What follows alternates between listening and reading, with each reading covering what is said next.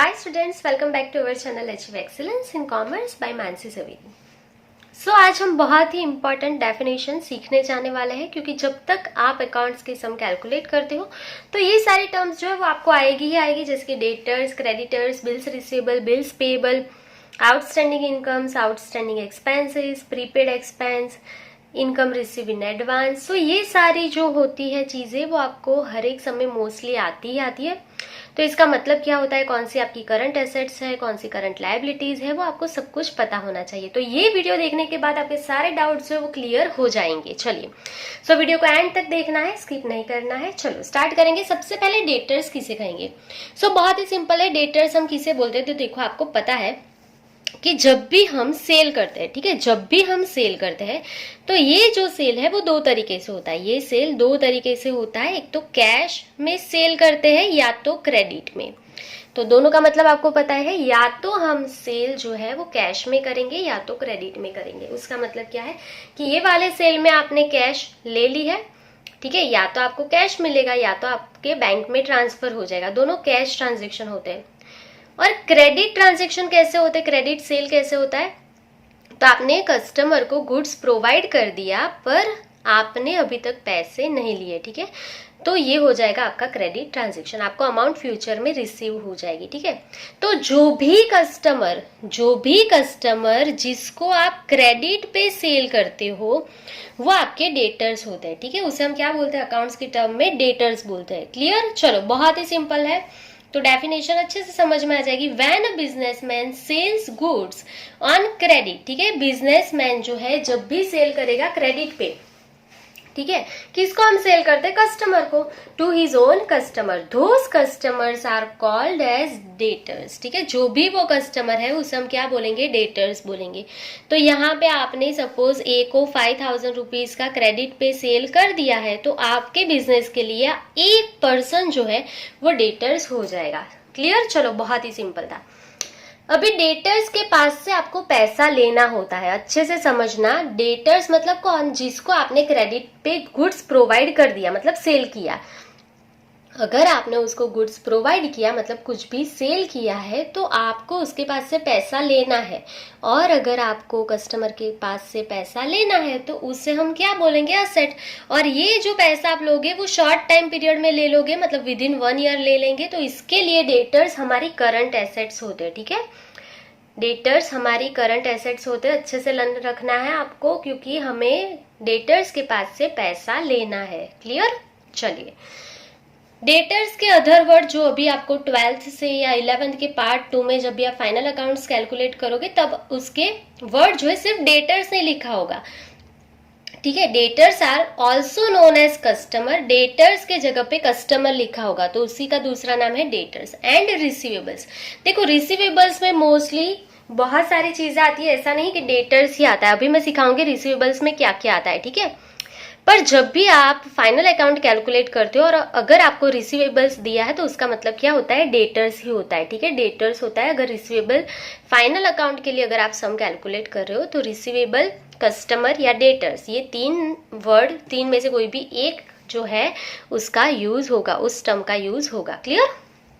चलिए, सो I guess आपको बहुत अच्छे से समझ में आ गया है डेटर्स की डेफिनेशन, कि आप जिसको भी क्रेडिट पे सेल करोगे वो आपका डेटर्स हो जाएगा, ठीक है। फ्यूचर में आप उसके पास से पैसा लोगे, इसके लिए वो आपकी करंट एसेट है। ये पैसा आप शॉर्ट टर्म में ही ले लोगे ना, इसके लिए करंट एसेट है। क्लियर। चलिए, अब बात करेंगे बिल्स रिसीवेबल्स की। बिल्स रिसीवेबल तो ये क्या होता है, तो देखो डेटर में से ही बिल्स रिसीवेबल जो है वो इमर्जिस होता है। वो कैसे होता है, तो देखो आपने यहाँ पे क्रेडिट पे ए को सेल किया है 5000 का, तो अब हम क्या करेंगे, अगर हमने ए को सेल किया है 5000 का तो हम ए को बिल लिखेंगे, ठीक है। हम क्या करेंगे, एक बिल जो है वो राइट करेंगे और ए को सेंड कर देंगे। समझ में आया।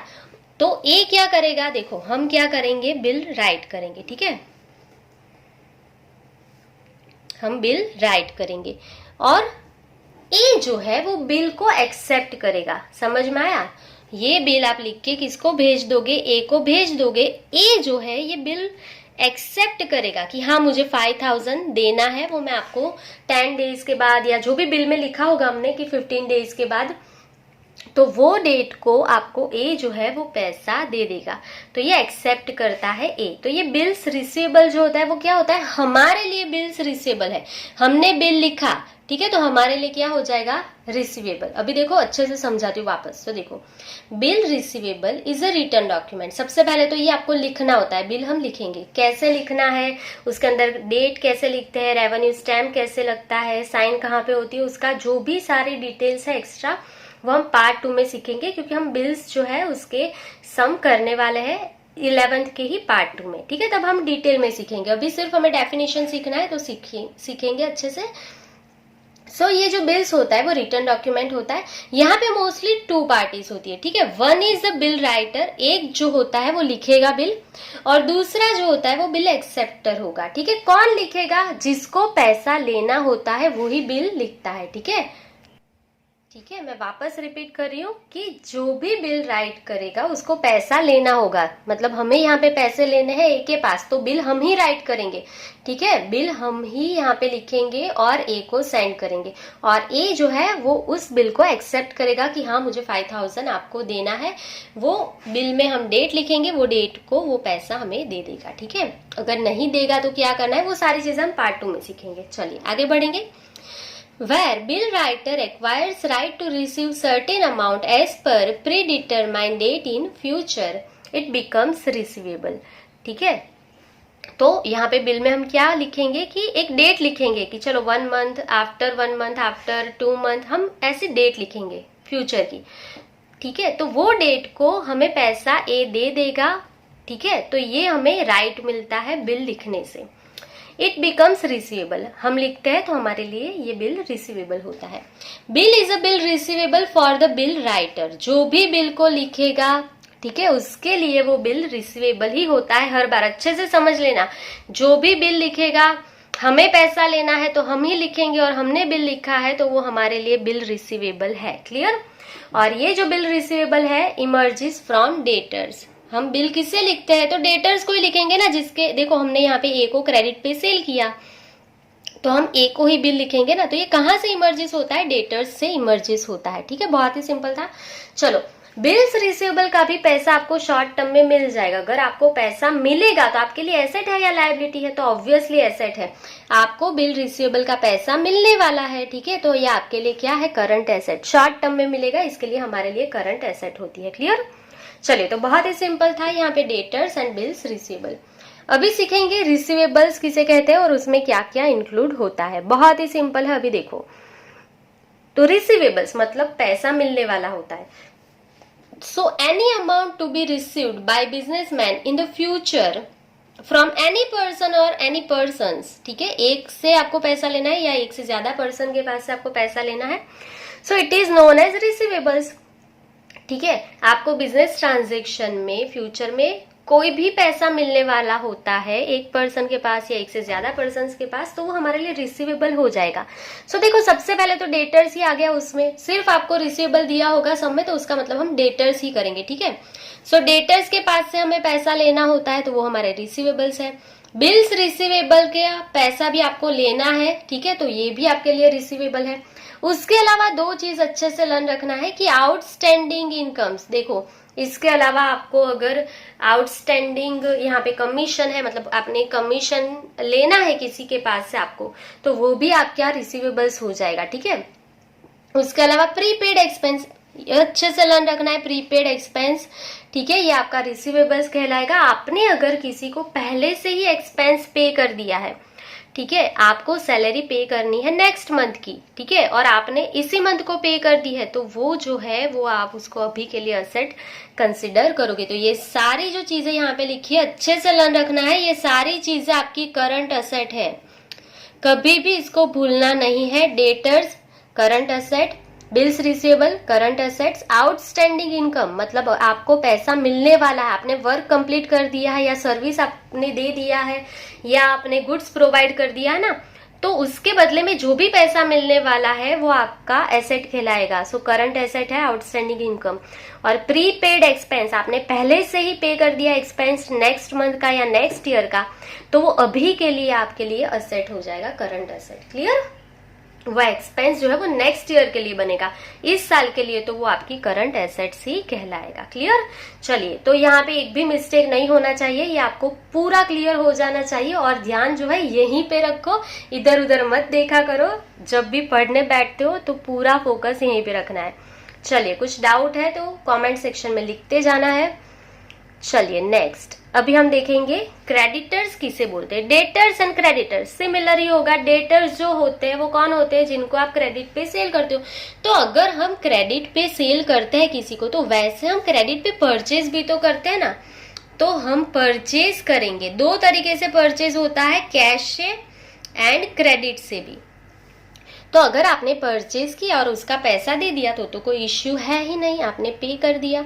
पर अगर आपने क्रेडिट परचेज किया, यहाँ पे आपने एक्स पर्सन के पास से परचेज किया ₹10,000 का क्रेडिट पे, तो ये जो है एक्स पर्सन, ये आपका क्या कहलाएगा? क्रेडिटर्स। ठीक है, ऐसे तो हम बहुत सारे लोगों के पास से पैसा जो है मतलब परचेज करेंगे क्रेडिट से, पैसा नहीं देंगे उसको। तो ये सारे जो भी पर्सन्स हो जाएंगे उसका हम टोटल लिखेंगे, वो हो जाएगा हमारे क्रेडिटर्स। अभी के लिए एक से ही समझ रहे, सम में जो है टोटल आएगा। ठीक है, तो बहुत ही सिंपल था। अगेन, जिसको आप क्रेडिट पे सेल करोगे वो डेटर्स, जिसके पास से आप क्रेडिट परचेज करोगे वो हो जाएगा आपके creditors. Clear? So person from whom goods are purchased on credit, आपने जिस भी पर्सन के पास से परचेज किया है क्रेडिट पे, that particular person becomes creditor of business. जो जिस भी पर्सन, यहाँ पे हमने एक्स के पास से क्रेडिट पे परचेज किया है, तो ये एक्स पर्सन जो है वो हमारा क्रेडिटर हो जाएगा। क्लियर? चलो, आई गेस इजी था। चले, इसके बाद क्रेडिटर जो है वो हमारी क्या होगी? तो क्रेडिटर मतलब एक्स को हमें पैसा देना है। अभी अगर आपको एक्स को पैसा देना है तो एसेट की लायबिलिटी, तो ऑब्वियसली पैसा पे करना है तो आपकी लायबिलिटीज है, और ये लायबिलिटीज आपको विद इन 1 ईयर, 1 साल के अंदर ही पे करना है ना। तो इसके लिए इसे हम क्या बोलेंगे? Current liabilities. इसके लिए हम इसे क्या बोलते हैं? Current liabilities. क्लियर? चलिए, बहुत सिंपल था, current asset and current liabilities. अभी क्रेडिटर्स को हम दूसरे कौन से नाम से यहाँ पे जानते हैं? ट्रेडर। ट्रेडर दिया होगा तो वो आपका क्रेडिटर होगा। ठीक है, एंड पेएबल्स, मोस्टली पेएबल्स में भी रिसीवेबल्स जो होते हैं ना वैसे ही आएंगे, पेएबल्स में भी, सिर्फ यहाँ पे क्रेडिटर नहीं आएगा। पर जब भी आप फाइनल अकाउंट कैलकुलेट करोगे और फाइनल अकाउंट्स में आपको वर्ड दिया होगा ट्रेडर, तो उसे हम क्रेडिटर ही समझेंगे, और पेएबल्स दिया होगा तो वो हमारे क्रेडिटर्स ही होंगे। ठीक है, फाइनल अकाउंट्स के लिए। चलिए, सो बहुत ही सिंपल था यहाँ तक। आई गेस आपको यहाँ तक समझ में आ गया है, कोई भी डाउट नहीं होगा।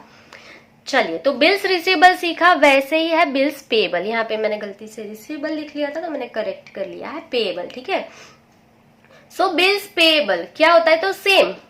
ठीक है, एक के लिए देखो, यहाँ पे अगर हमने बिल लिखा है तो ये हमारे लिए बिल्स रिसीवेबल है। अब ये वाली कंडीशन में क्या होगा? हमने यहाँ पे x के पास परचेज किया है, हमने x के पास परचेज किया है, तो x हमें बिल लिख के देगा ना। ठीक है, x जो है वो बिल लिखेगा और हमें सेंड कर देगा। x जो है वो यहाँ पे बिल राइटर हो जाएगा, और यहाँ पे हम जो है वो एक्सेप्टर हो जाएंगे, बिल के एक्सेप्टर। हम यहाँ पे एक्सेप्टर हो जाएंगे बिल्स के, और x जो है वो बिल राइट करेगा। तो ये x के लिए बिल्स रिसीवेबल है, पर हमारे लिए तो क्या है? हमने यहाँ पे एक्सेप्ट किया कि हाँ हमें पे करना है x को 10,000, तो ये हमारे लिए बिल्स पेएबल हो जाएगा, हमें पे करना है 10,000। समझ गए? तो बस यही है। So bills receivable is a return document. Again X हमें लिख के सेंड करेगा, तो ये रिटर्न डॉक्यूमेंट है।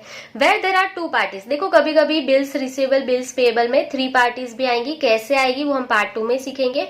ठीक है, थर्ड पार्टी भी आएगी, पर अभी के लिए हम सीख रहे हैं कि यहाँ पे मोस्टली 2 पार्टीज ही होती है। पहली होती है जो बिल लिखेगा और दूसरी होती है बिल एक्सेप्टर, जो एक्सेप्ट करेगा। क्लियर? तो ये दोनों यहाँ तक तो सिमिलर ही है डेफिनेशन में। अभी आगे क्या लिखोगे? Where bill acceptor accept responsibility to pay certain amount as per predetermined date, in the future it becomes payable। हम क्या करेंगे? हम एक्सेप्टर है अभी, तो हम क्या करेंगे, हम रिस्पॉन्सिबिलिटी जो है हमारी 10,000 पे करने की वो एक्सेप्ट करेंगे और फ्यूचर की जो डेट लिख के भेजेगा कि 15 डेज के बाद या 1 मंथ के बाद, 2 मंथ, 3 मंथ के बाद, तो वो हम यहाँ पे एक्सेप्ट करके बिल इसको सेंड करेंगे। तो हम रिस्पॉन्सिबिलिटी जो है उसको एक्सेप्ट करेंगे, तो ये हमारे लिए क्या हो जाएगा, bills payable, it becomes payable. ठीक है, हमने एक्सेप्ट किया कि हम 1 मंथ के बाद उसको सर्टेन अमाउंट मतलब 10,000 रुपीज एक्स को पे कर देंगे।